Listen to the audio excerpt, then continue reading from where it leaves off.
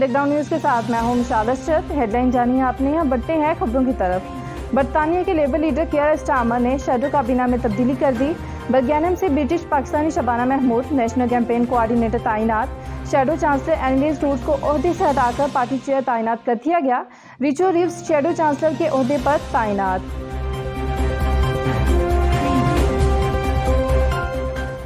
रमज़ान मुबारक की 27वीं शब कदर की तलाश, मसाजिद में इबादत, कुरान मजीद की तिलावत, गुनाहों की माफ़ी, फ़लस्तीनियों और कश्मीरियों के हक़ में दुआएं।